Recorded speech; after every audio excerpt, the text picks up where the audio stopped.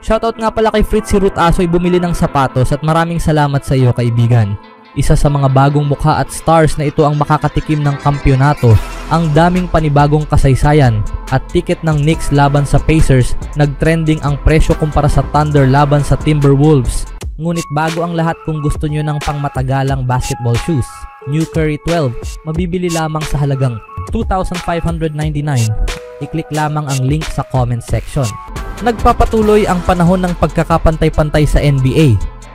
Hindi pa muling nananalo ng NBA Championship ang New York Knicks mula pa noong year 1973. Ang Indiana Pacers ay huling nagkampiyon din noong taon na yon sa ABA pa.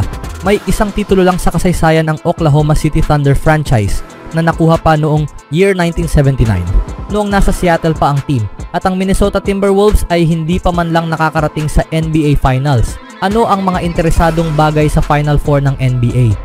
Kapag ibinigay ni Commissioner Adam Silver ang Larry O'Brien Trophy sa isa sa mga team na ito sa susunod na buwan, ito ay magiging unang beses sa kasaysayan ng liga na magkakaroon ng 7 magkakaibang kampeyon sa 7 magkasunod na taon.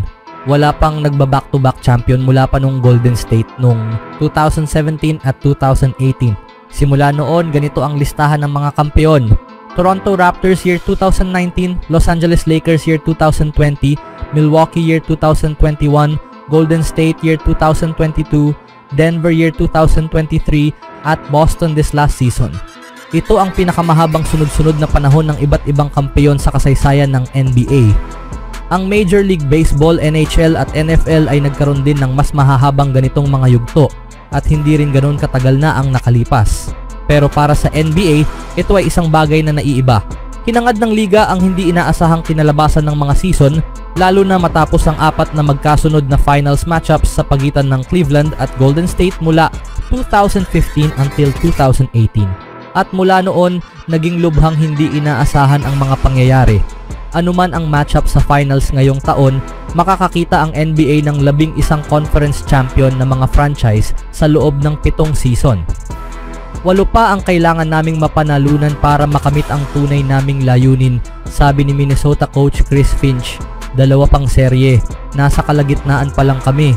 Nagtapos na ang season para sa 26 sa 30 ng koponan ng NBA.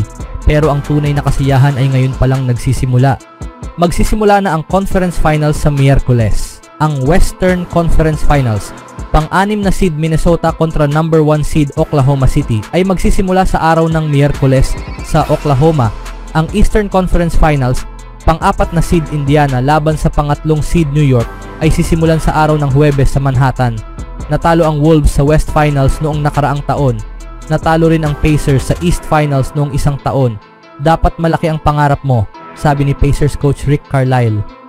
Hindi mo alam kung kailan ka ulit mapupunta sa ganitong posisyon. Totoo, ang championship window ng mga teams ngayon ay tila mas maiksi kumpara sa dati.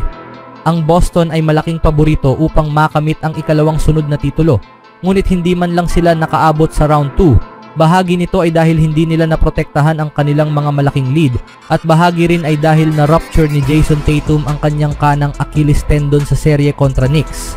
Upset man o hindi, ang mahalaga ay tinalo namin ang isang mahusay na team, sabi ni Knicks guard Jalen Brunson.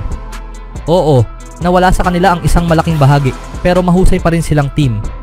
Si Damian Lillard ay napunit din ang Achilles tendon sa round 1 na siyang nagwakas sa pag-asa ng Milwaukee. Ang Cleveland na top seed sa East ay nabigo sa round 2 kontra Indiana matapos magkasabay na humarap sa mga injury ang ilang pangunahing manlalaro nila. Si Stephen Curry ay na-strain ang kanyang hamstring, sapat na iyon para bumagsak ang Golden State laban sa Minnesota sa round 2. Siya ang araw natin, sabi ni Golden State coach Steve Kerr. Ito ay isang solar system, siya ang araw natin. At ngayon, ang NBA solar system ay malapit nang makakita ng bagong star na mag-aangat ng tropeyo. Ang susunod na finals MVP, wala ni isa sa mga natitirang manlalaro sa playoffs ngayon ang naging NBA Finals MVP. Malayo pa nga. Sa katunayan, 7 lang ang natitirang manlalaro, sina Pascal Siakam, Aaron Nesmith at Thomas Bryant ng Indiana. Mga teammates sa Knicks na sina PJ Tucker, Cam Payne at Mikal Bridges. At si Alex Caruso ng Oklahoma City ang nakalaro na sa isang finals game. At karamihan sa mga iyon ay hindi rin malaki ang naging ambag. Si Siakam lang ang may higit sa 100 finals points sa lahat ng natitirang manlalaro. Kaya, sino ang susunod na finals MVP? Marahil si Shai Gilgeous-Alexander, ang Canadian guard ng Thunder at malamang na maging regular season MVP, o si Jalen Brunson ng Knicks, na tinanghal na Mr. Clutch. Si Anthony Edwards ng Timberwolves, na inaasahang susunod na mukha ng liga, o si Tyrese Haliburton ng Pacers, ang kahangahangang guard at Olympic gold medalist na madalas hindi napapansin sa labas ng Indiana. Wala sa kanila ang magiging nakakagulat kung sakaling manalo.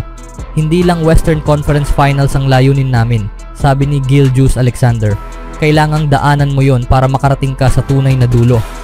Sino ang may advantage kung ang Final Four ng NBA ngayong taon ay isang hiwalay na liga at ang basehan ay ang head-to-head results ng 4 na koponan? Malinaw na lumilitaw ang Oklahoma City bilang paborito, may record na 6-2 ang Oklahoma City laban sa 3 iba pang conference finalists. Samantalang parehong 3-4 ang New York at Indiana at 3-5 record ang Minnesota. Naswept ng Thunder ang Pacers at Knicks habang naswept naman ng Pacers ang Timberwolves. Sa kabilang banda, 2-1 ang Knicks laban sa Indiana at lahat ng 3 laro ay may leading na hindi bababa sa 11 puntos. Pwede mong masabi na maganda ang pakiramdam mo o ano paman, sabi ni Haliburton ukol sa pag-abot sa puntong ito. Pero sa dulo ng araw hindi pa kami tapos. Alam naming lahat na mas malaki pa ang layunin namin. Hindi lang makarating sa Eastern Conference Finals. Layunin naming manalo ng championship. Narating na nila ang 2025 NBA Conference Finals at opisyal na ang mga matchups. Ang Knicks at Thunder ang may home court advantage sa kani-kanilang serye. At ngayon na nakatakda na ang Game 1 ng bawat serye, inilabas na rin ang presyo ng pinakamarurang ticket para makapasok sa Madison Square Garden at Paycom Center. Bagaman pareho ng hindi mura ang mga ticket, nakakagulat ang laki ng agwat sa presyo ng pagpasok sa bawat venue. Ang presyo ng ticket para sa Game 1 ng Knicks versus Pacers ay lalo nang pumukaw sa atensyon ng mga fans. Ayon sa TickPick sa X, ang get-in price o pinakamurang available na ticket para sa Timberwolves versus Thunder ay nasa $160 o nasa 8,900 Philippine pesos. Samantala, ang hindi kapanipaniwalang presyo ng pagpasok sa Game 1 ng Knicks laban sa Pacers ay umabot sa $703 o nasa 39,100 Philippine pesos. Ito ang pinakamurang single ticket prices na maaaring mabili sa ngayon para sa Game 1 ng bawat serye. Maraming NBA fans ang agad naghayag ng kanilang reaksyon sa social media ukol sa nakakabiglang presyo ng mga ticket. NYC is an expensive place and demand must be insane. I'd wager there's enough cashed up fans or fans that would sell family members to get a ticket to fill the place at 5 times the price. Ayon sa isang fan sa X, Knicks fans really paying Broadway prices for basketball while Thunder fans get a Midwest discount. Komento ng isa pa, big difference between the bright lights of NYC and the sticks of OKC. Ayon rin sa reaksyon ng isang fan, ang Thunder versus Timberwolves ay magsisimula sa Miyerkules ng alas 8:30 ng umaga sa ESPN. Ang Knicks versus Pacers naman ay magsisimula sa Huwebes ng alas 8 ng umaga sa TNT. Anong masasabi nyo dito mga kaibigan?